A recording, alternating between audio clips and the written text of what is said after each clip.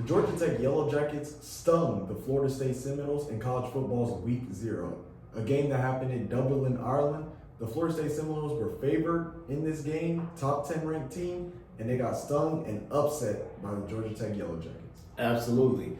I had them favored in this game, and I said I didn't even think it was going to be close. I expected Florida State's offense to come out on fire and with a whole lot of passion. Remember last year, after being, in their words, cheated out of the college football playoff, I expected them to have a chip on their shoulder and come out with an edge. There was no edge to this team at all. I'll say, now on the first drive, that's what I expected to see. Yeah. Their first drive, they were hitting it between the tackles, they were hitting it on sweeps, all that leading up to play action. But then they were unable to sustain any type of that running game from that point on, not on a consistent basis. Yeah, only 98 rushing yards total. I'd say Georgia Tech really put together a nice package on the defensive end, because you even saw that they were blitzing a lot in the passing situations, kept DJ having to make quick decisions. It was like they said, hey, we'll live and die on his quick decisions. And honestly, if you really put it down to it, they got out-coached. Mike Norvell, Alex Atkins, they did not show that they trusted DJ. They refused to push the ball up the field. All we kept seeing was dink and dunk, 6-yard passes, and their passing scheme really stayed in the middle of the field. Yeah. They looked like an inexperienced bunch out there when you're talking about you have a quarterback that you went out and got who has 40 games experience plus, and this is what we saw. Not acceptable. Ineffective coaching, ineffective play. And I will agree with you on that point. Florida State came out strong, went down the field, scored, not only scored, they went for two. This was the Florida State team that I wanted to see, the team that looked like they were ready to avenge that team from last year. But after the first drive, everything just fell apart. Mm-hmm. And on the defensive side on the ball, they could not stop Georgia Tech's chunk plays. Right. It was crazy. All you saw was Georgia Tech running, and it wasn't a lot of pass plays. It was more sweeps and runs that were breaking to the outside, getting down the sideline. A lot of chunk plays for that Georgia Tech team propelled them to this victory. Not only that, but Florida State's defensive line was getting moved that game. Georgia Tech was having their way on the on the running game.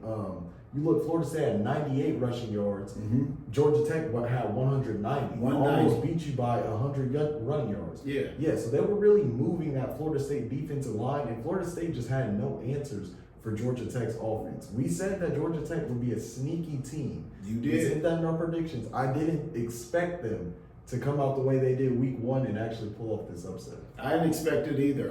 What was really stood out to me is we talked a lot about Florida State's defensive front and what we expected from them. Now, we did say that in order to fill the holes, they were going to play as a unit. Yeah. They did not look like a unit. Not at all. A whole lot of holes, just gashing holes for Georgia Tech to run through.